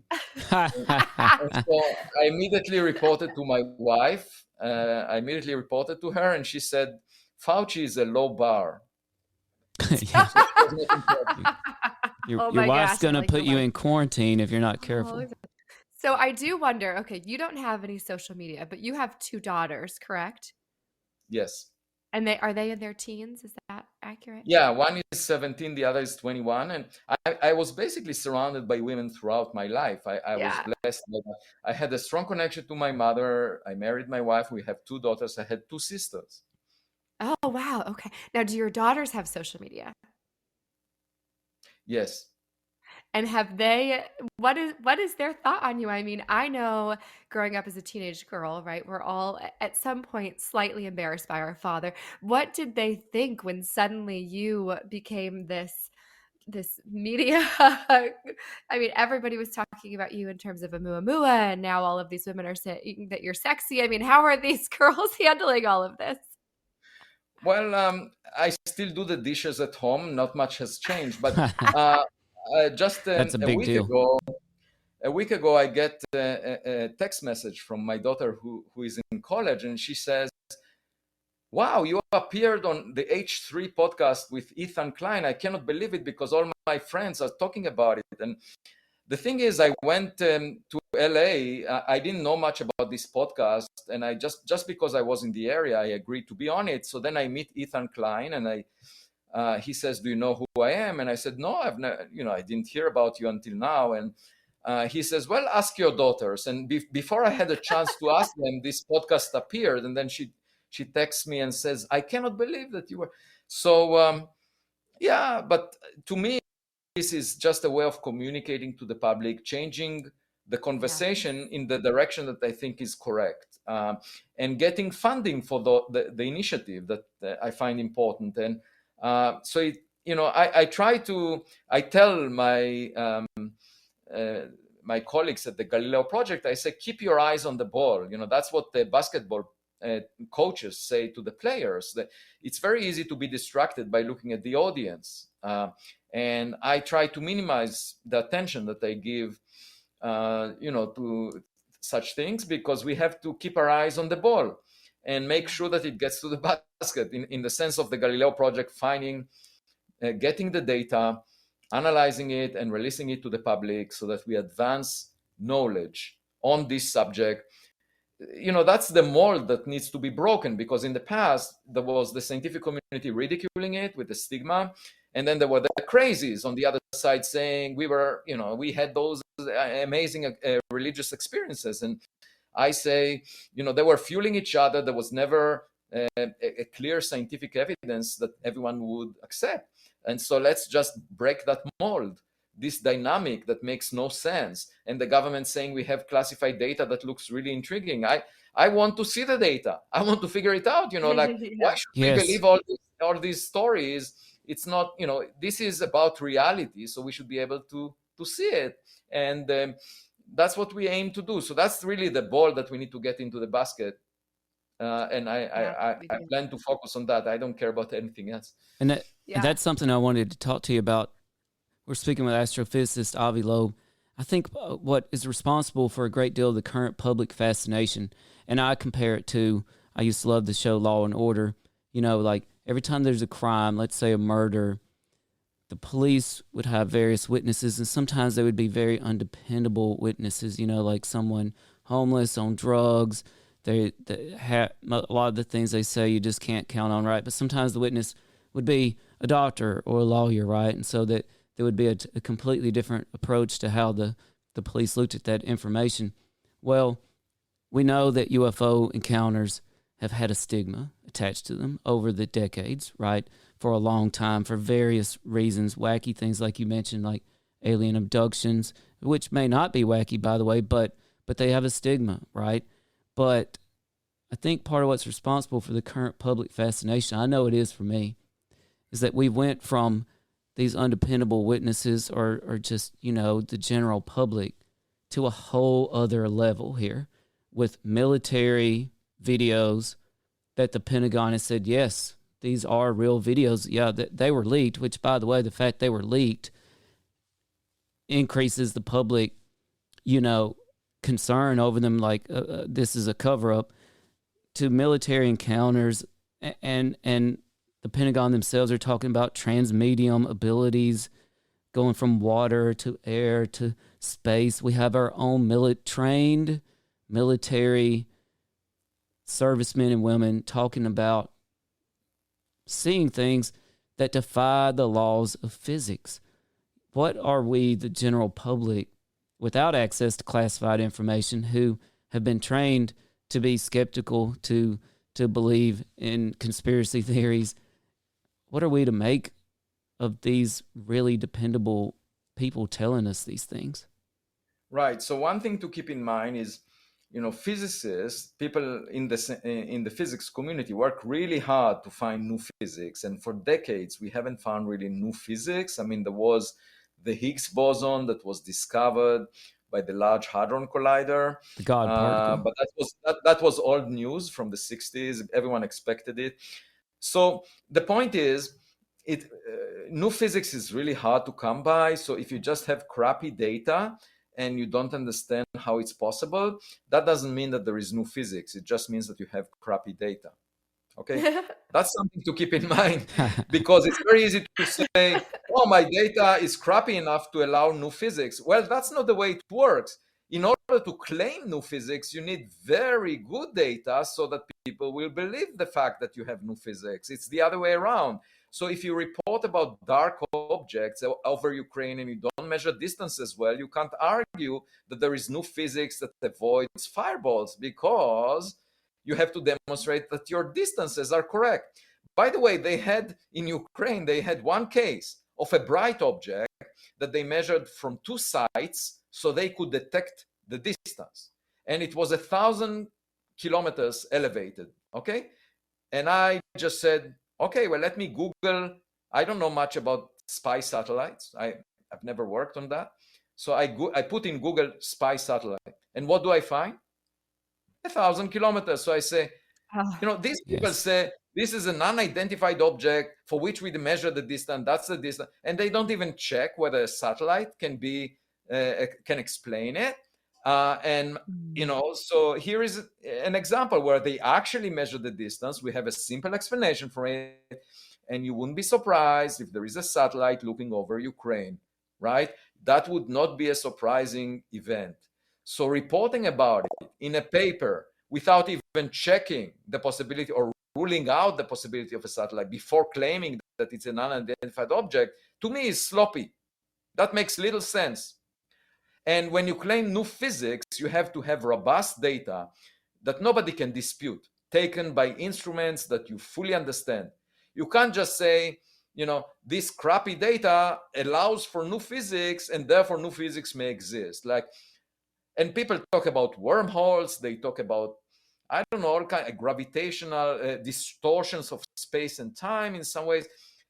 First of all, distorting space and time, that requires a huge amount of mass. If you just need to study physics to understand that, okay? So when we observe gravitational waves, it's a result of massive objects, at least the mass of a few times the mass of the sun, and if such a massive object were to pass near Earth, it would move the entire Earth. It's not the gravitation, it's not the distortion of space and time that we would notice through telescopes. It's actually, it will pull the Earth and create a huge tide in the ocean. So you cannot on the one hand say, oh, it distorts space and time, and not worry about what it would do to the oceans. That makes no sense. Or you cannot claim an object is dark, it blocks light, but it doesn't block electrons. Like both of them are electromagnetically interacting with the object. So you have to explain those things. You can't claim it's a wormhole without even knowing what a wormhole is, because I know what a wormhole is, and there is no stable solution for a wormhole as a solution of Einstein's equations of gravity that allows the wormhole to exist for more than the time it takes light to cross it. Okay? And so how can you claim that something is a wormhole when we know that wormholes do not even exist? Like, they are not valid solutions of Einstein's equations. You have to add quantum mechanics, and even then you don't get we don't know how to engineer a wormhole or whether such a thing exists. So claiming new physics with concepts that were not even demonstrated to exist in reality, or claiming space-time distortions or gravitational lensing, these are people that are making those statements. I mean, it reflects on their ignorance. They didn't even take a class probably that educates them about what space-time distortions are all about, what is the amplitude of that. They didn't do a back-of-the-envelope calculation. So making all these claims about new physics require really very strong evidence, better data. And that's, what we should seek. So when you see a violation of what you think would be the laws of physics, you should seek better data to demonstrate it, and not just say it's new physics, that's it, because that's crazy. And if physicists were operating by this, just to give you an example, there was a claim that about a decade ago that it was an instrument, an experiment called Opera, that they made some measurements of neutrinos, and they said, wow, it looks like neutrinos are moving faster than light. And according to Einstein's theory of special relativity, nothing can move faster than light. So that was a revolutionary idea, because if things can move faster than light, then lots of other things are possible. Turns out there was a loose cable in the instrument. So there were hundreds of scientific papers written about it, hundreds. Yet after some months, they realized the cable was not screwed, and their calculation, therefore, of the time that elapsed since the neutrinos were sent to the time they were discovered was incorrectly calculated, and the neutrinos are moving, under the speed of light or close to it, but not faster than light. So here is an example where new physics could have been found. It was claimed to be new physics by reputable physicists that made a very elaborate experiment to do that measurement, and they made a mistake. There was a loose cable, and that created this false alarm. So, measuring distances from one side and having very large uncertainties and then claiming new physics is not even close to the level of rigor that is required in the scientific community to claim new physics. So I say, let's be a little more careful here. You can't just make those crazy claims. So that's about new physics. And I would say very likely, if we find evidence for extraterrestrial equipment, it will be using the laws of physics as we know them. It will just be an object that looks unusual. Think about iPhone 100, like instead of iPhone 14, you find iPhone 100. It's not new physics. It's just a gadget that behaves in ways that you cannot imagine, that would look like magic, just because it's very advanced, but it would not violate the speed of light limitation. It will not be in a wormhole. It will not. So it doesn't require new physics.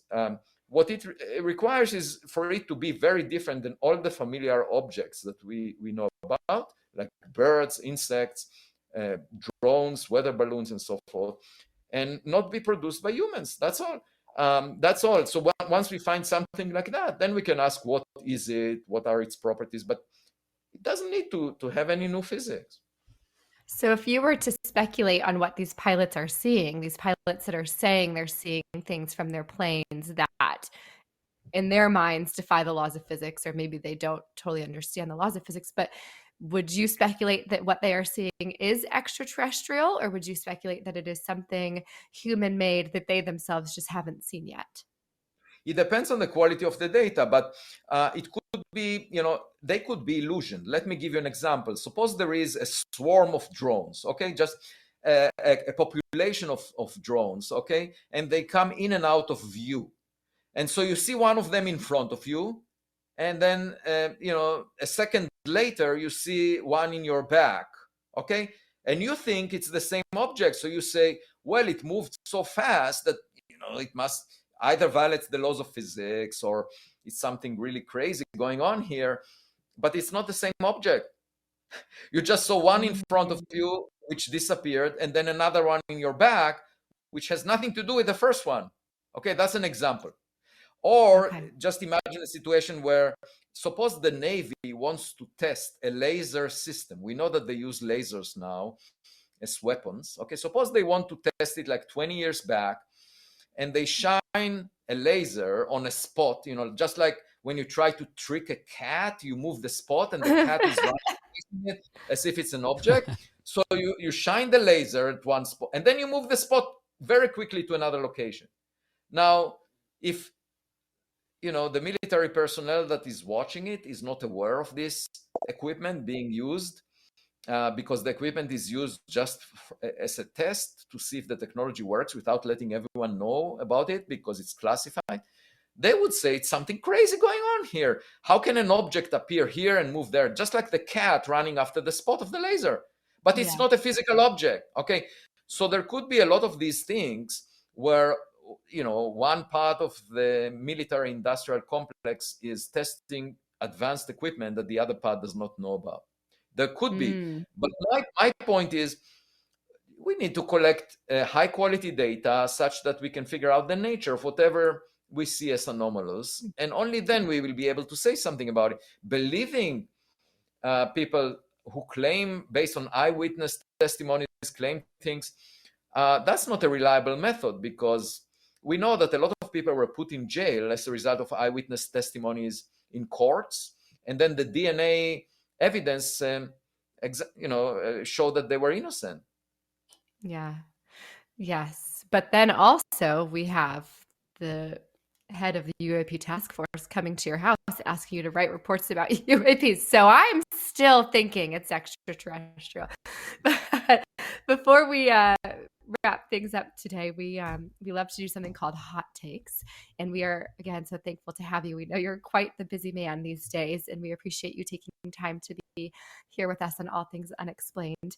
And I'm not sure if you've done Hot Takes before, but Tim has a few just concepts, ideas, people maybe that he will rattle off, and we would love to get your very brief take on each of them if you're up for it.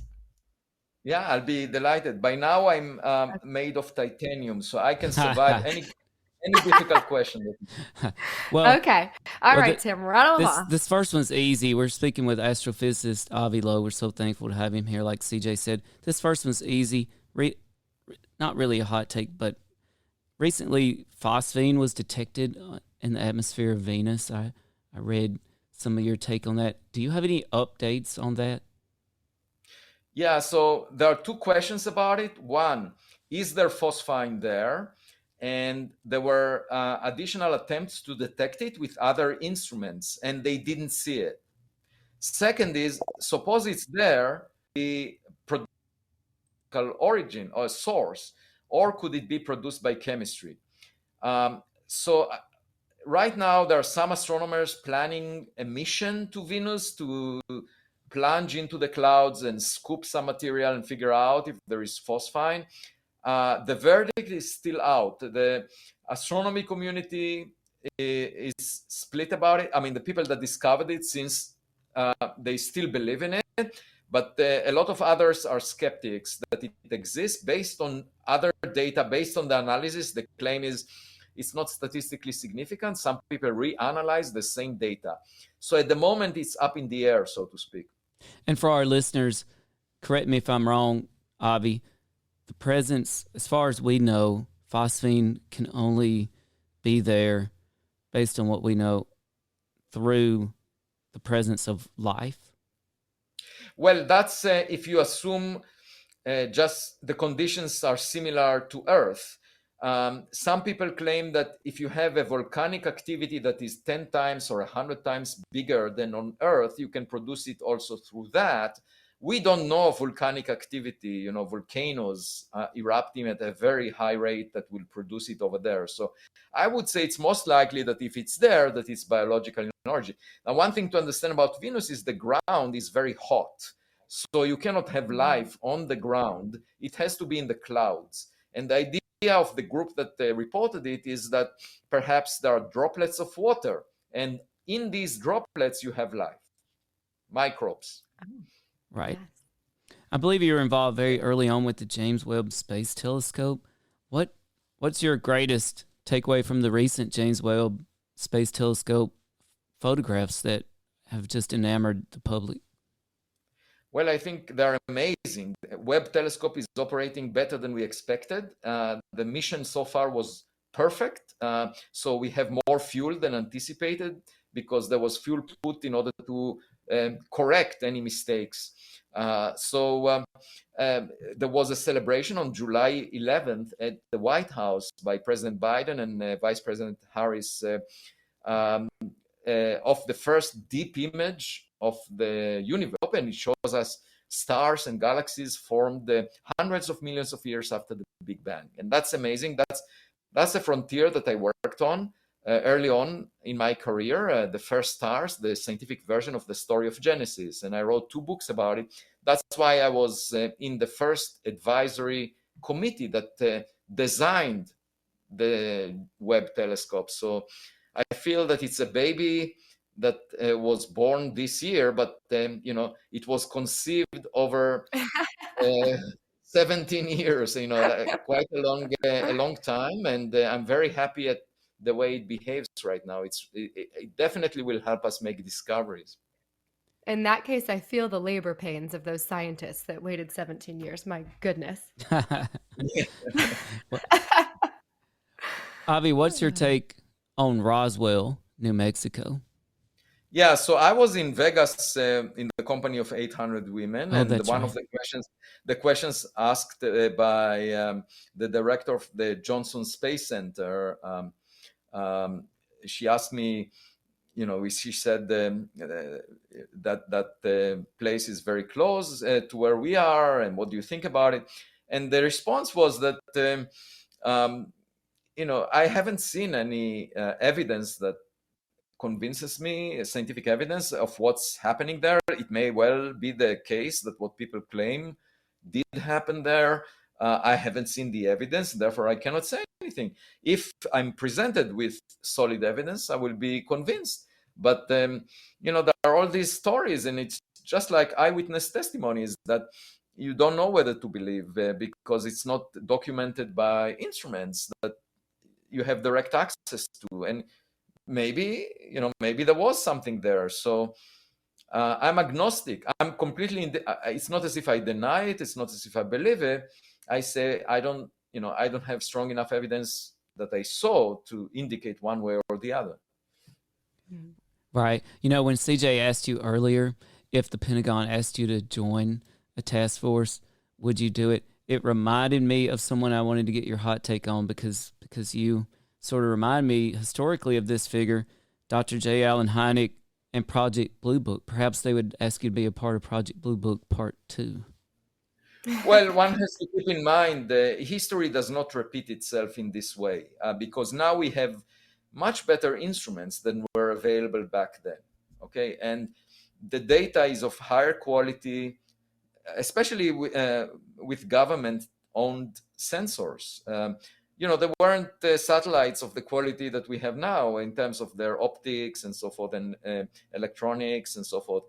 So presumably, if there is high quality data, it would be easier to analyze scientifically, and to arrive at conclusions. So, don't think about it as history repeating itself, because we currently have instrumentation that was never available before. And the way I see it is as an opportunity to figure out the reality that we live in. It's just like the invention of the telescope. Before it was available, we couldn't see things that are faint or far away. And so you can't say that whoever looked through a telescope is like the first person that looked at the sky with bare eyes, because you could see things that are not visible to the bare eye, And so my point is, I don't know what kind of data the government has, but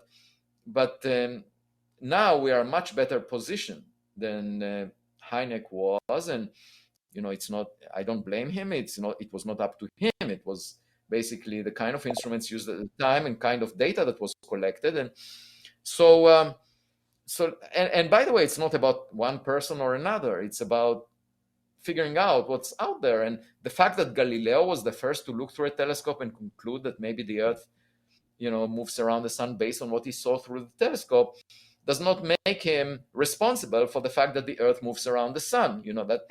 That was true long before him, and it will continue to be true for a long period of time. And so it's not really about the person who is looking through the telescope. It's more about what the image shows. And that's all I want to know. Once I will know that, I don't care how many people believe it, don't believe it, whether it's liked or not, because I will know that it's reality. The Earth continued to move around the sun, even though Galileo was put in house arrest. That didn't change anything. And what people do to each other is completely. We're dealing with the reality that we all share, and the reality is whatever it is. And whether we, tweet bad things about each other or convince each other, whether we should look at data or not look at data, whether we use good data, whether we ignore the data, all of this is completely irrelevant. It's out there, and we just need to figure it out. And the main thing in this context is figuring out whether we are looking at human-made things, natural things, or something else. That's great. And we're speaking with astrophysicist Avi Loeb. Avi, I just have one more hot take for you. And it's actually a double hot take on two figures that I personally am fascinated by. The public is fascinated by them.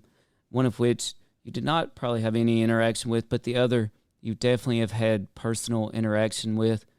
What's your hot take on Albert Einstein and Stephen Hawking? Well, first of all, neither of them were the smartest scientists who ever lived since the Big Bang. Because there must have been smarter scientists on another planet around another star billions of years ago. I'm quite confident about that. So obviously we can be proud of them. It's just like being proud of the best players in your basketball team, okay? But if you didn't win the championship, these are not the best players, okay? And I don't think that we won the championship based on the way we behave. One reason I seek intelligence in space is because I don't often find it here on Earth. And I think it may be better represented by another civilization. So my guess is that there were scientists far better than both of them. But as far as we know on Earth, they were among the best.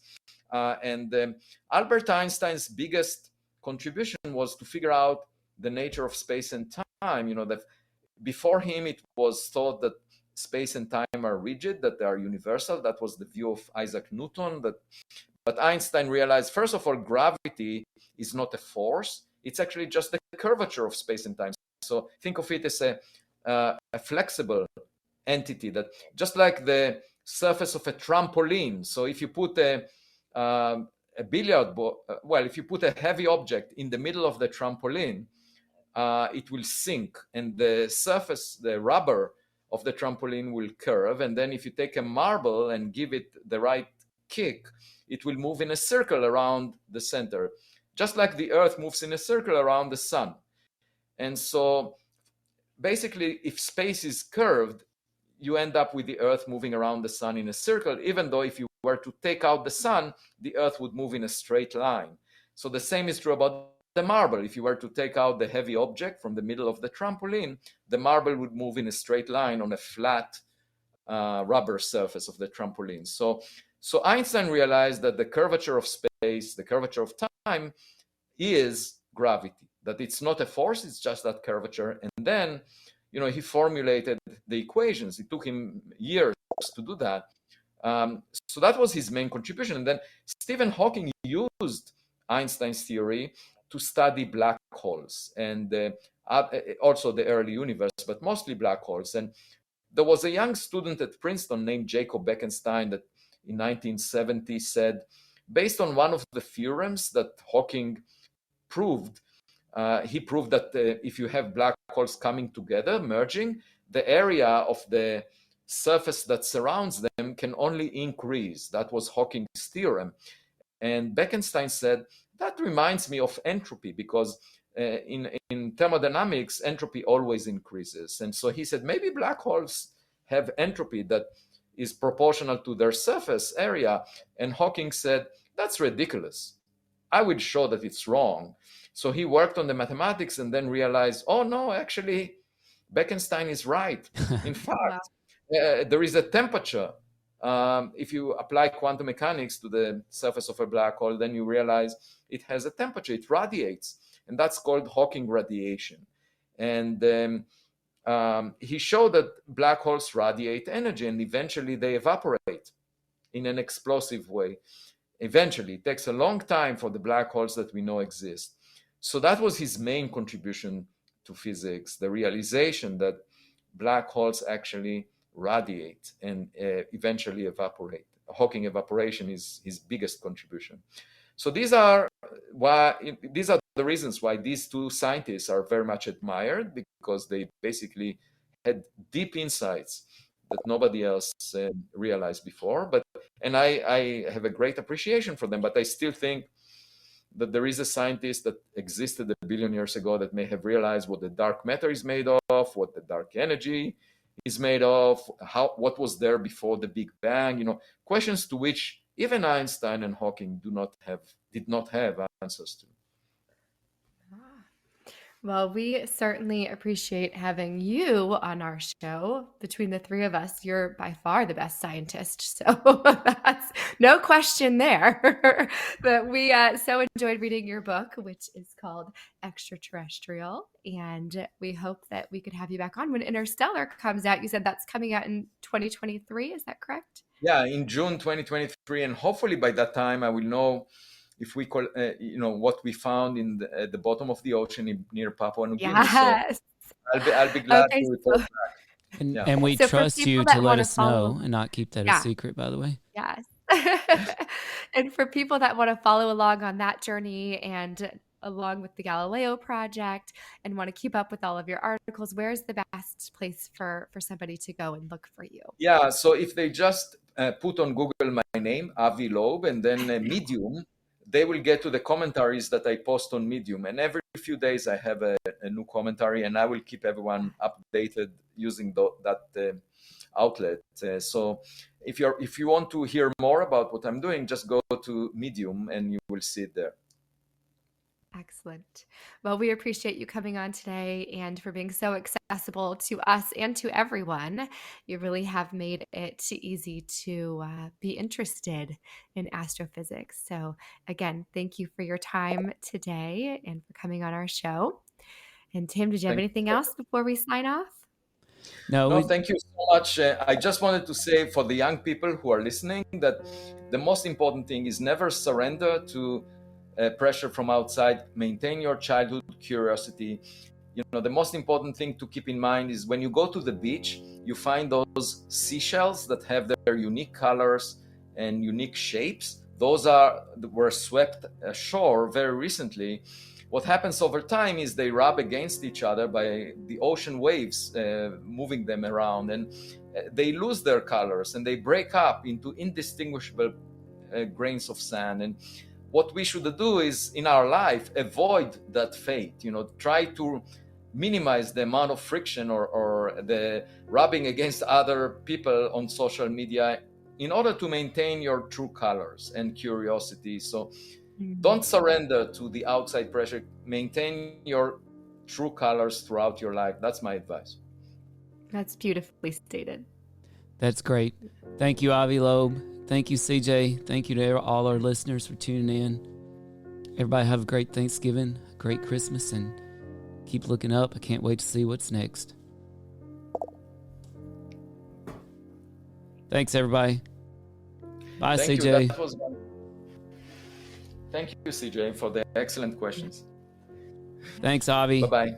Bye, everybody. Bye. I am here to discuss the so-called flying saucers. We know now that in the early years of the 20th century, this world was being watched closely by intelligences greater than man's. Did the CIA write Wind of Change by the Scorpions? As humans busied themselves about the various concerns, they were scrutinized and studied. Dr. Loeb, what percentage chance do you give it that you have indeed uncovered extraterrestrial or non-human technology? With infinite complacence, people went about their affairs, yet across an immense ethereal gulf, intellects vast and unsympathetic drew their plans against us. All of a sudden, a stick out of nowhere landed right in front of us, and there was no tree, nothing overhead. Something threw it at us. Yeah. What's your hot take on Travis Taylor?